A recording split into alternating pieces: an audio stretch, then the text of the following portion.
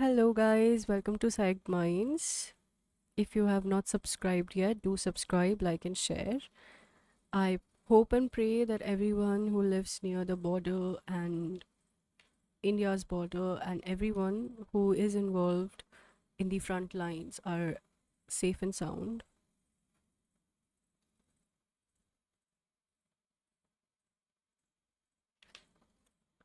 We are reading The Body Keeps the Score: Brain, Mind, and Body in the Healing of Trauma by Bessel van der Kolk, MD. Chapter 6 of Part 2: Losing Your Body, Losing Yourself. Be patient towards all that is unsolved in your heart and try to love the cushions themselves.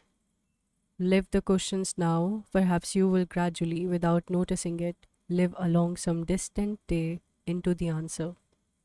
Rainer Maria Rilke, Letters to a Young Poet. Sherry walked into my office with her shoulders slumped, her chin nearly touching her chest. Even before we spoke a word, her body was telling me that she was afraid to face the world. I also noticed that her long sleeves only partially covered the scabs on her forearms. After sitting down, she told me in a high pitched monotone that she couldn't stop herself from picking at the skin on her arms and chest until she bled. As far back as Sherry could remember, her mother had run a foster home, and their house was often packed with as many as 15 strangers. Strange, disrupted, frightened, and frightening kids who disappeared as suddenly as they arrived. Sherry had grown up taking care of these transient children, feeling that there was no room for her and her needs. I know I wasn't wanted, she told me. I am not sure when I first realized that, but I have thought about things that my mother said to me. And the signs were always there. She would tell me, I don't think you belong in this family. I think they gave us the wrong baby. And she would say it all with a smile on her face. But of course, people often pretend to joke when they say something serious. Over the years, our research team has repeatedly found that chronic emotional abuse and neglect can be just as devastating as physical abuse and sexual molestation. Sherry turned out to be a living example of these findings. Not being seen, not being known, and having nowhere to turn to feel safe is devastating at any age, but it is particularly destructive for young children who are still trying to find their place in the world. Sherry had graduated from college, but she now worked in a joyless clerical job, lived alone with her cats, and had no close friends. When I asked her about men, she told me that her only relationship had been with a man who had kidnapped her while she was on a college vacation in Florida. He had held her captive and raped her repeatedly for 5 consecutive days. She remembered having been curled up, terrified, and frozen for most of that time until she realized she could try to get away. She escaped by simply walking out while he was in the bathroom. When she called her mother collect for help, her mother refused to take the call. Sherry finally managed to get home with assistance from a domestic violence shelter. Sherry told me that she had started to pick at her skin because it gave her some relief from feeling numb. The physical sensation made her feel more alive but also deeply ashamed. She knew she was addicted to these actions but could not stop them.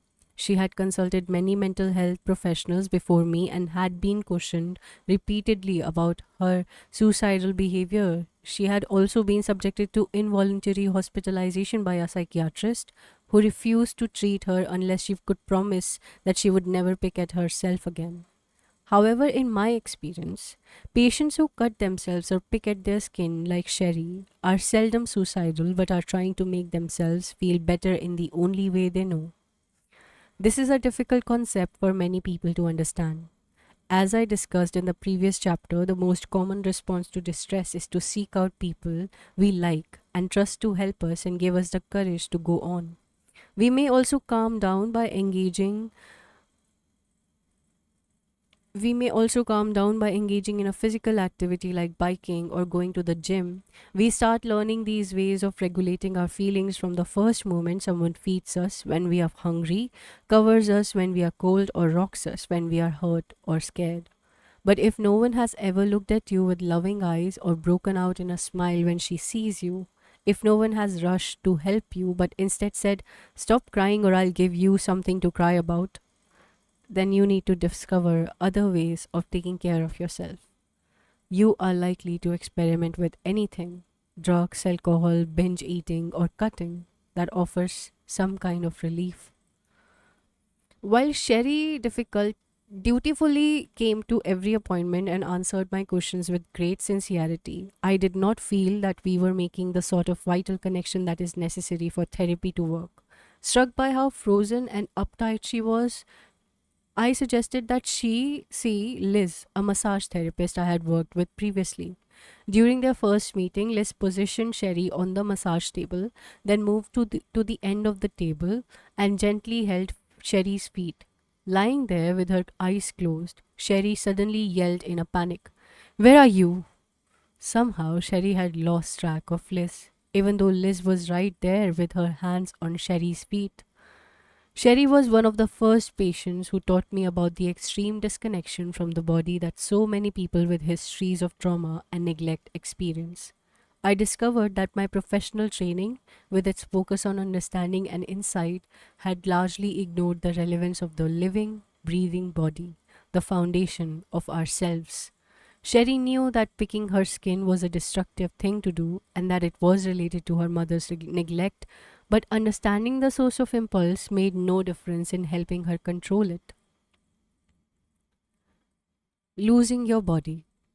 Once I was alerted to this, I was amazed to discover how many of my patients told me they could not feel whole areas of their bodies. Sometimes I would ask them to close their eyes and tell me what I had put into their outstretched hands, whether it was a car key, a quarter, or a can opener. They often could not even guess what they were holding. Their sensory perceptions simply weren't working. I talked this over with my friend Alexander McFarlane in Australia, who had observed the same phenomena. In his laboratory in Adelaide, he had studied the question: how do we know without looking at it that we are holding a car key? Recognizing an object in the palm of your hand requires sensing its shape, weight, temperature, texture, and position. Each of those distinct sensory experiences is transmitted to a different part of the brain, which then needs to integrate them into a single perception. McFarlane to a different McFarlane found that people with PTSD often have trouble putting the picture together. When our senses become muffled, we no longer feel fully alive. In an article called "What is an Emotion?" 1884, William James, the father of American psychology, reported a striking case of sensory insensibility. In a woman he interviewed, "I have no human sensations," she told him. "I am surrounded by all that can render life happy and agreeable. Still, to me, the faculty of enjoyment and of feeling is wanting. Each of my senses, each part of my proper self is as it were separated from me and can no longer afford me any feeling. This impossibility seems to deepen upon a void which I feel in the front of my head, and to be due to the diminution of the sensibility over the whole surface of my body, for it seems to me that I never actually reach the objects which I touch.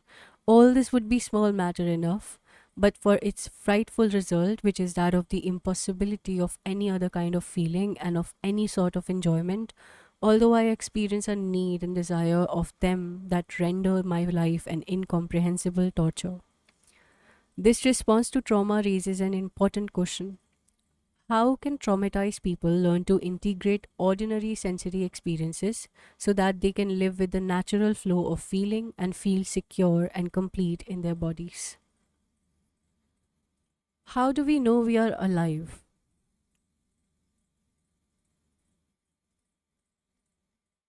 Most early neuroimaging studies of traumatized people were like those we have seen in Chapter 3. They focus on how subjects reacted to specific reminders of the trauma. Then in 2004, my colleague Ruth Lanius, who scanned Stan and Ute Lawrence's brains, posed a new question: what happens in the brains of trauma survivors when they are not thinking about the past? Her studies on the idling brain, the default state network (DSN), opened up a whole new chapter in understanding how trauma affects self awareness, specifically sensory self awareness. Dr. Lanius recruited a group of 16 normal Canadians to lie in a brain scanner while thinking about nothing in particular. This is not easy for anyone to do. As long as we are awake, our brains are churning. But she asked them to focus their attention on their breathing and try to empty their minds as much as possible. She then repeated the same experiment with 18 people who had histories of severe chronic childhood abuse. What is your brain doing when you have nothing in particular on your mind? It turns out that you pay attention to yourself. The default state activates the brain areas that work together to create your sense of self. When Ruth looked at the scans of her normal subjects, she found activation of DSN regions that previous researchers had described. I like to call this the mohawk of self-awareness, the midline structures of the brain, starting out right above our eyes, running through the center of the brain all the way to the back. All these midline structures are involved in our sense of self. The largest bright region at the back of the brain is the posterior cingulate, which gives us a physical sense of where we are, our internal GPS. It is strongly connected to the medial prefrontal cortex (MPFC), that which watchtower I discussed in chapter 4. This connection does not show up on the scan because the fMRI can't measure it. It is also connected with brain areas that register sensations coming from the rest of the body, the insula, which relays messages from the viscera to the emotional centers, the parietal lobes, which integrate sensory information, and the anterior cingulate, which coordinates emotions and thinking. All of these areas contribute to consciousness. The contrast with the scans of 18 chronic PTSD patients with severe early life trauma was startling. There was almost no activation of any of the self sensing areas of the brain. The MPFC, the anterior cingulate, the parietal cortex, and the insula did not light up at all. The only area that showed a slight activation was the posterior cingulate, which is responsible for basic orientation in space. There could be only one explanation for such results. In response to the trauma itself and in coping with the dread that persisted long afterward, these patients had learned to shut down the brain areas that transmit the visceral feelings and emotions that accompany and define terror. Yet in everyday life, those same brain areas are responsible for registering the entire range of emotions and sensations that form the foundation of our self awareness, our senses of who we are. What we witnessed here was a tragic adaptation. In an effort to shut off terrifying sensations, they also deadened their capacity to feel fully alive. The disappearance of medial prefrontal activation could explain why so many traumatized people lose their sense of purpose and direction. I used to be surprised by how often my patients asked me for advice about the most ordinary things, and then by how rarely they followed it. Now I understood that their relationship with their own inner reality was impaired. How could they make decisions or put any plan into action if they couldn't define what they wanted? Or to be more precise, what the sensations in their bodies, the basis of all emotions, were trying to tell them. The lack of self awareness in victims of chronic childhood trauma is sometimes so profound that they cannot recognize themselves in a mirror. Brain scans show that this is not the result of mere inattention. The structures in charge of self recognition may be knocked out along with the structures related to self experience. When Ruth Lanius showed me her study, a phrase from my classical high school education came back to me. The mathematician Archimedes, teaching about the lever, is supposed to have said, "Give me a place to stand and I will move the world." Or as the great 20th century body therapist Moshe Feldenkrais put it, "You can't do what you want till you know what you are doing." The implications are clear. To feel present, you have to know where you are and be aware of what is going on with you. If the self sensing system breaks down, we need to find ways to reactivate it. The self sensing system.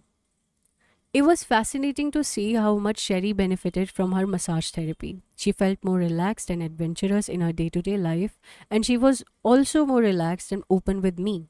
She became truly involved in her therapy and was genuinely curious about her behavior, thoughts, and feelings. She stopped picking at her skin, and when summer came, she started to spend evenings sitting outside on her stoop, chatting with her neighbors. She even joined a church choir, a wonderful experience of group synchrony. It was at about this time that I met Antonio Damasio at a small think tank that Dan Shatter, the chair of the psychology department at Harvard, had organized. In a series of brilliant scientific articles and books, Damasio clarified the relationship among body states, emotions, and survival. A neurologist who had treated hundreds of people with various forms of brain damage, he became fascinated with consciousness and with identifying the areas of the brain necessary for knowing what you feel.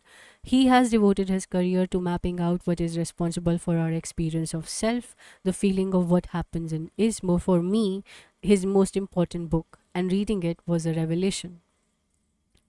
Damasio starts by pointing out the deep dive between our sense of self and the sensory life of our bodies. As he poetically explains, sometimes we use our minds not to discover facts, but to hide them. One of the things the screen hides most effectively is the body, our own body, by which I mean the ins of it, its interiors, like a veril thrown over the skin to secure its modesty. The screen partially removes from the mind the inner state of the body, those that constitute the flow of life as it wanders in the journey of each day. He goes on to describe how this screen can work in our favor by enabling us to attend to pressing problems in the outside world. Yet it has a cost. It tends to prevent us from sensing the possible origins and nature of what we call self.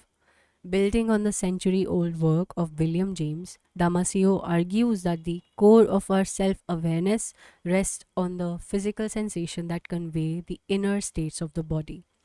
Primordial feelings provide a direct experience of one's own living body, wordless, unadorned, and connected to nothing but sheer existence. These primordial feelings reflect the current state of the body along varied dimensions, along the scale that ranges from pleasure to pain, and they originate at the level of the brain stem rather than the cerebral cortex. All feelings of emotions are complex, musical variations on primordial feeling. Primordial. Our sensory world takes shape even before we are born. In the womb, we feel amniotic fluid against our skin. We hear the faint sounds of rushing blood and a digestive tract at work. We pitch and roll with our mother's movements.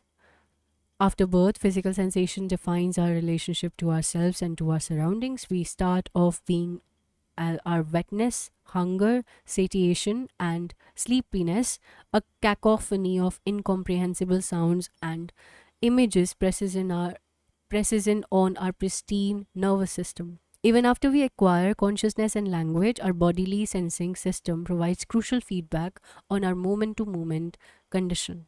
Its constant hum communicates changes in our viscera and in the muscles of our face, torso, and extremities that signal pain and comfort, as well as urges such as hunger and sexual arousal. What is taking place around us also affects our physical sensations.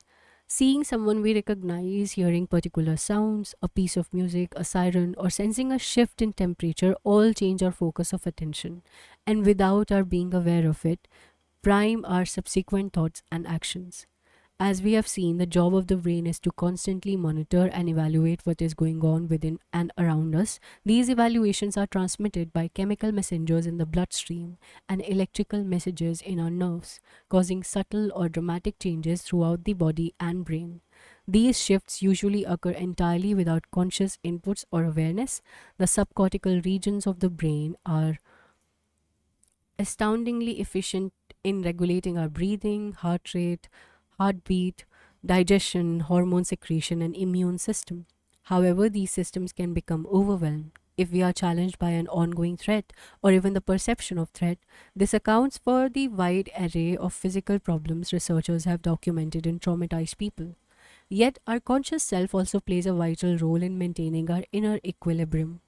We need to register and act on our physical sensation to keep our bodies safe. Realizing we are cold compels us to put on a sweater. Feeling hungry or spacey tells us our blood sugar is low and spurs us to get a snack.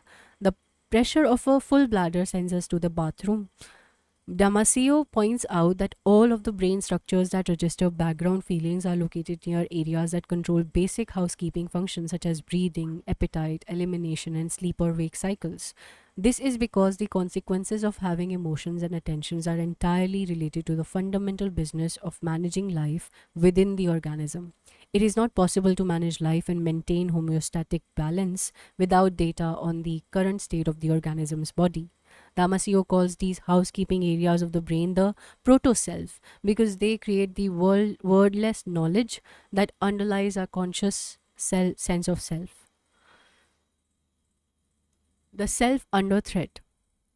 In 2000, Damasio and his colleagues published an article in the world's foremost scientific publication, Science, which reported that reliving a strong negative emotion causes significant changes in the brain areas that receive nerve signals from the muscles, gut, and skin areas that are crucial for regulating basic bodily functions. The team's brain scans showed that recalling an emotional event from the past causes us to actually re experience the visceral sensations felt during the original event. Each type of emotion produced a characteristic pattern, distinct from the other. For example, a particular part of the brain stem was active in sadness and anger, but not in happiness or fear. All of these brain regions are below the limbic system to which emotions are traditionally assigned. Yet we acknowledge their involvement every time we use one of the common expressions that link strong emotions with the body. You make me sick. It made my skin crawl. I was all choked up. My heart sank. He makes me bristle. The elementary self system in the brainstem and limbic system is massively activated when people are faced with the threat of annihilation, which results in an overwhelming sense of fear and terror accompanied by intense physiological arousal. To people who are reliving a trauma, nothing makes sense. They are trapped in a life or death situation, a state of paralyzing fear or blind rage. Mind and body are constantly aroused as if they are in imminent danger. They startle in response to the slightest noises and are frustrated by small irritations. Their sleep is chronically disturbed, and food often loses its sensual pleasures. This in turn can trigger desperate attempts to shut those feelings down by freezing and dissociation. How do people regain control when their animal brains are stuck in a flight or fight for survival? If what goes on deep inside our animal brains dictates how we feel, and if our body sensations are orchestrated by subcortical or subconscious brain structures, how much control over them can we actually have? Agency, owning your life. Agency is a technical term for the feeling of being in charge of your life, knowing where you stand, knowing that you have a say in what happens to you, knowing that you have some ability to shape your circumstances. The veterans who put their fist through drywall at the VA were trying to assert their agency to make something happen, but they ended up feeling even more out of control, and many of these once confident men were trapped in a cycle between frantic activity and immobility. Agency starts with what scientists call interoception, our awareness of our subtle sensory body based feelings. The greater that awareness, the greater our potential to control our lives. Knowing what we feel is the first step to knowing why we feel that way. If we are aware of the constant changes in our inner and outer environment, we can mobilize to manage them. But we can't do this unless our watchtower, the MPFC, learns to observe what is going on inside us. This is why mindful practices which strengthen the MPFC is a cornerstone of recovery from trauma. After I saw the wonderful movie March of the Penguins, I found myself thinking about some of my patients. The penguins are stoic and enduring, and it's tragic to learn how, from time immemorial, they have trudged 70 miles inland from the sea, endured indescribable hardship to reach their breeding grounds, lost numerous viable eggs to exposure, and then, almost starving, dragged themselves back to the ocean. If penguins had our frontal lobes, they would have used their little flippers to build igloos, devised a better division of labor, and reorganized their food supplies. Many of my patients have survived trauma through tremendous courage and persistence, only to get into the same kind of trouble over and over again. Trauma has shut down their inner compass and robbed them of the imagination they need to create something better. The neuroscience of selfhood and agency validates the kind of somatic therapies that my friend Peter Levine and Pat Ogden have developed. I'll discuss these and other sensory motor approaches in more detail in part 5, but in essence, their aim is threefold. 1. Draw out the sensory information that is blocked and frozen by trauma. Second, to help patients befriend rather than suppress the energies released by that inner experience. Third, to complete the self preserving physical actions that were thwarted when they were trapped, restrained, or immobilized by terror. Our gut feelings signal what is safe, life sustaining, or threatening, even if we cannot quite explain why we feel a particular way. Our sensory interiority continuously sends us subtle messages about the needs of our organism. Gut feelings also help us to evaluate what is going on around us. They warn us that the guy who is approaching feels creepy, but they also convey that a room with Western exposure, surrounded by daylilies, makes us feel serene. If you have a comfortable connection with your inner sensation, if you can trust them to give you accurate information, you will feel in charge of your body, your feelings, and yourself. However, traumatized people chronically feel unsafe inside their body. The past is alive in the form of gnawing interior discomfort. Their bodies are constantly bombarded by visceral warning signs, and in an attempt to control these processes, they often become expert at ignoring their gut feeling and in numbing awareness of what is played out inside. They learn to hide from themselves. The more people try to push away and ignore internal warning signs, the more likely they are to take over and leave them bewildered, confused, and ashamed. People who cannot comfortably notice what is going on inside become vulnerable to respond to any sensory shift, either by shutting down or by going into a panic. They develop a fear of fear itself. We now know that panic symptoms are maintained largely because the individual develops a fear of the bodily sensations associated with panic attacks. The attack may be triggered by something he or she knows is irrational, but the fear of the sensations keep them escalating into a full body emergency. Scared, stiff, or frozen in fear, collapsing and going numb describe precisely what terror and trauma feels like. They are its visceral foundation. The experience of fear derives from primitive responses to threat where escape is thwarted in some way. People's life will be held hostage to fear until that visceral experience changes. The price for ignoring or distorting the body's message is being unable to detect what is truly dangerous or harmful for you, and just as bad, what is safe or nourishing. Self regulation depends on having a friendly relationship with your body. Without it, you have to rely on external regulation from medication, drugs like alcohol, constant reassurance, or compulsive compliance with the wishes of others. Many of my patients respond to stress not by noticing and naming it, but by developing migraine headaches or asthma attacks. Sandy, a middle-aged visiting nurse, told me she had felt terrified and lonely as a child. Unseen by her alcoholic parents, she dealt with this by becoming deferential to everybody she depended on, including me, her therapist. Whenever her husband made an insensitive remark, she would come down with an asthma attack. By the time she noticed that she couldn't breathe, it was too late for an inhaler to be effective, and she had to be taken to the emergency room. Suppressing our inner cries for help does not stop our stress hormones from mobilizing the body. Even though Sandy had learned to ignore her relationship problems and black out her physical distress, the link between her physical sensation and her emotions, and I also encouraged her to enroll in a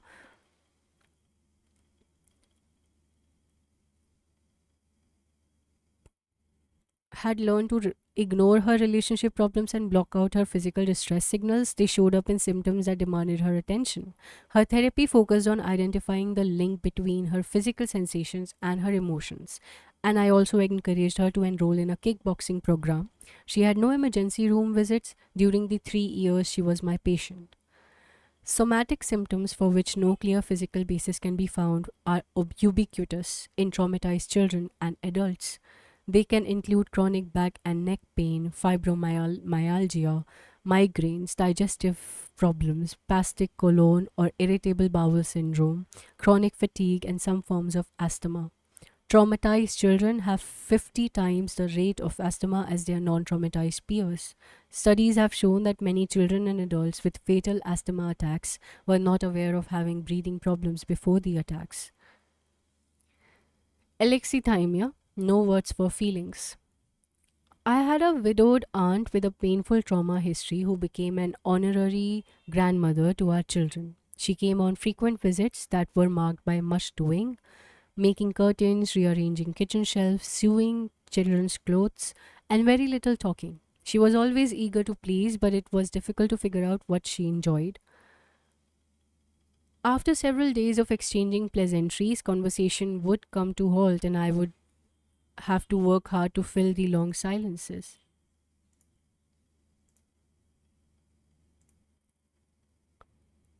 On the last day of her visit, I would drive her to the airport where she would give me a stiff goodbye hug while tears streamed down her face. Without a trace of irony, she would then complain that the cold wind at Logan International Airport made her eyes water. Her body felt the sadness that her mind couldn't register. She was leaving a young family, her closest living relatives. Psychiatrists call this phenomena alexithymia, Greek for not having words for feelings. Many traumatized children and adults simply cannot describe what they are feeling because they cannot identify what their physical sensations mean. They may look furious but deny that they are angry. They may appear terrified but say that they are fine. Not being able to discern what is going on inside their bodies causes them to be out of touch with their needs, and they have trouble taking care of themselves, whether it involves eating the right amount at the right time or getting the sleep they need. Like my aunt, alexithymics substitute the language of action for that of emotion. When asked how would you feel if you saw a truck coming at you at 18 miles per hour, most people would say, I would be terrified or I would be frozen with fear. An alexithymic might reply, how would I feel? I don't know. I would get out of the way. They tend to register emotions as physical problems rather than as signals that something deserves their attention. Instead of feeling angry or sad, they experience muscle pain, bowel irregularities, or other symptoms for which no cause can be found. About three quarters of patients with anorexia nervosa and more than half of all patients with bulimia are bewildered by their emotional feelings and have great difficulty describing them. When researchers showed pictures of angry or distressed faces to people with alexithymia, they could not figure out what those people were feeling. One of the first people who taught me about alexithymia was the psychiatrist Henry Crystal, who worked with more than 1,000 Holocaust survivors in his effort to understand massive psychic trauma. Crystal himself, a concentration camp survivor, found that many of his patients were professionally successful, but their intimate relationships were bleak and distant. Suppressing their feelings had made it possible to attend to the business of the world, but at a price. They learned to shut down their once overwhelming emotions, and as a result, they no longer recognized what they were feeling. Few of them had any interest in therapy. Paul Fruin at the University of Western Ontario did a series of brain scans of people with PTSD who suffered from alexithymia. One of the participants told him, I don't know what I feel. It's like my head and body aren't connected. I'm living in a tunnel, a fog. No matter what happens, it's the same reaction. Numbness, nothing. Having a bubble bath and being burned or raped is the same feeling. My brain doesn't feel. Fruin and his colleague Ruth Lanius found that the more people were out of touch with their feelings, the less activity they had in the self-sensing areas of the brain. Because traumatized people often have trouble sensing what is going on in their body, they lack a nuanced response for frustration. They either react to stress by becoming spaced out or with excessive anger. Whatever their response, they often can't tell what is upsetting them. This failure to be in touch with their bodies contributes to their well documented lack of self protection and high rates of re victimization, and also to their remarkable difficulties feeling pleasure, sensuality, and having a sense of meaning. People with alexithymia can get better only by learning to recognize the relationship between their physical sensation and their emotions. much as colorblind people can only enter the world of color by learning to distinguish and appreciate shades of gray. Like my aunt and Henry Crystal's patient, they usually are reluctant to do that. Most seem to have made an unconscious decision that it is better to keep visiting doctors and treating ailments than that don't heal than to do the painful work of facing the demons of the past. Depersonalization. One step further down the ladder of self oblivion is depersonalization, losing your sense of yourself. Ute's brain scan in chapter 4 is in its very blankness a vivid illustration of depersonalization. Depersonalization is common during traumatic experiences. I was once mugged late at night in a park close to my home and floating above the scene. Saw myself lying in the snow with a small head wound, surrounded by three knife wielding teenagers. I dissociated the pain of their stab wounds on my hand and did not feel the slightest fear as I calmly negotiated for the return of my emptied wallet.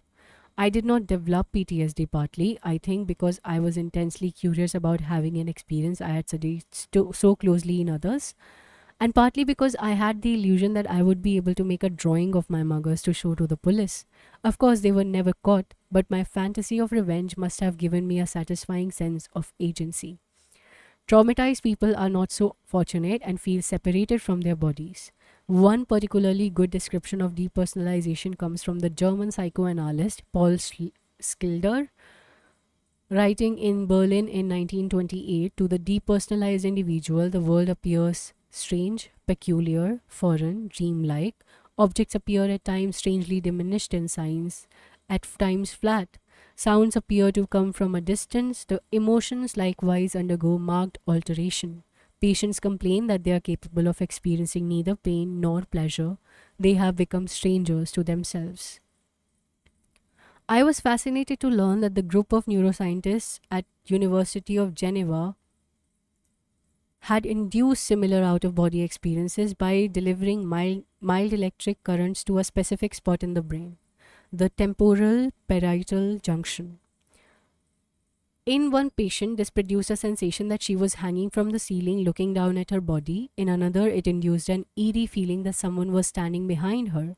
This research confirms what our patient tells us, that the self can be detached from the body and live a phantom existence on its own. Similarly, Lanius and Fruin, as well as a group of researchers at the University of Groningen in the Netherlands, did brain scans on people who dissociated their terror and found that the fear centers of the brain simply shut down as they recalled the event. Befriending the body.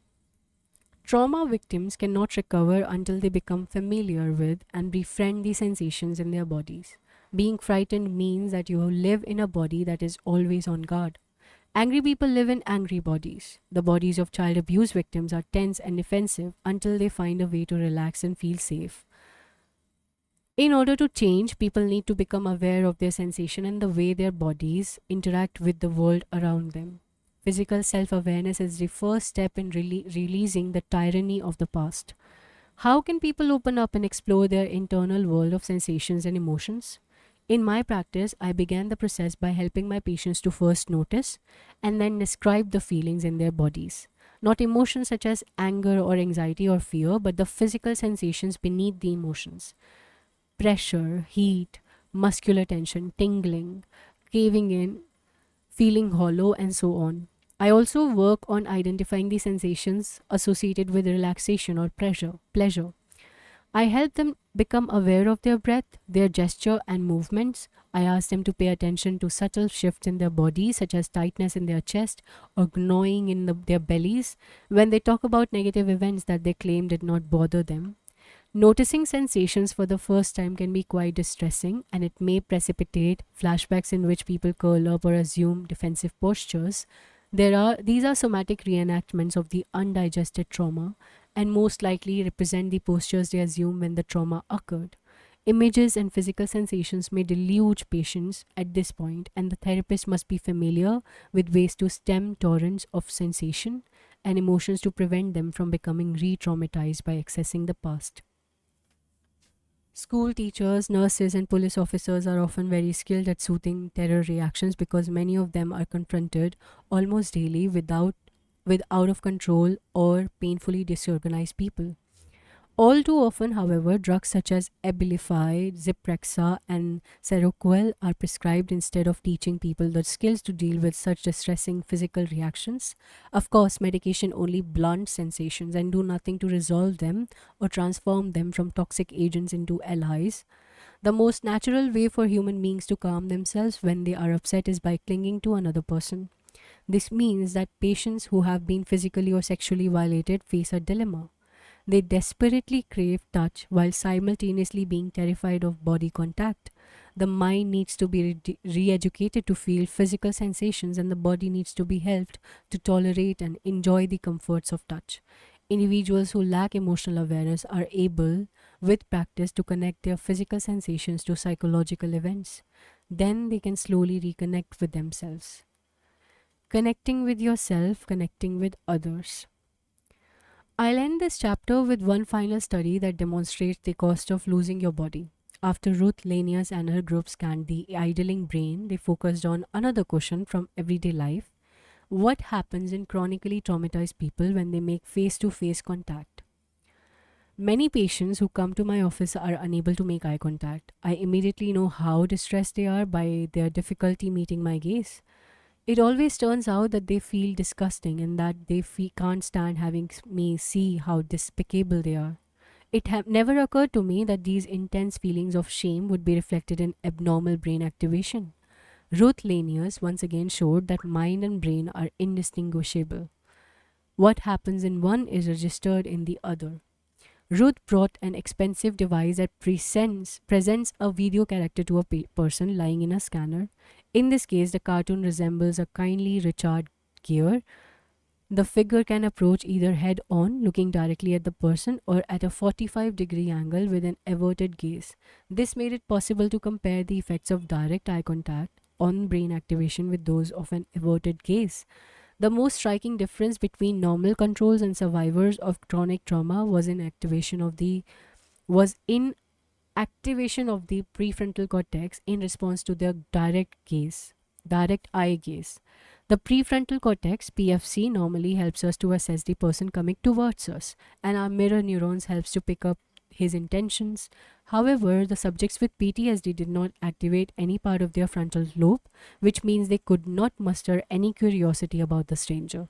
They just reacted with intense activation deep inside their emotional brain in the primitive areas known as the periaqueductal gray, which generates startle, hypervigilance, cowering, and other self protective behaviors. There was no activation of any part of the brain involved in social engagement. In response to being looked at, they simply went into survival mode. What does this mean for their ability to make friends, and get along with others? What does it mean for their therapy? Can people with PTSD trust a therapist with their deepest fears? To have genuine relationship, you have to be able to experience others as separate individuals, each with his or her particular motivations and intentions. While you need to be able to stand up for yourself, you also need to recognize that other people have their own agendas. Trauma can make all that hazy and grey. That brings us to the end of our chapter 5.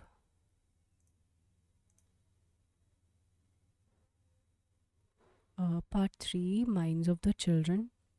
The Minds of Children.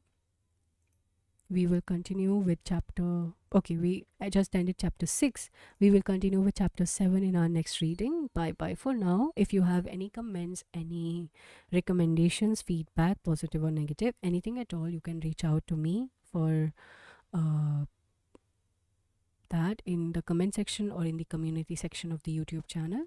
Once again, I would pray myself and ask for you to have prayers for everyone who are fighting on the front lines and are living near the border areas or areas that are attacked. Thank you for listening. Subscribe if you have not subscribed. Bye bye. Take care. Keep reading.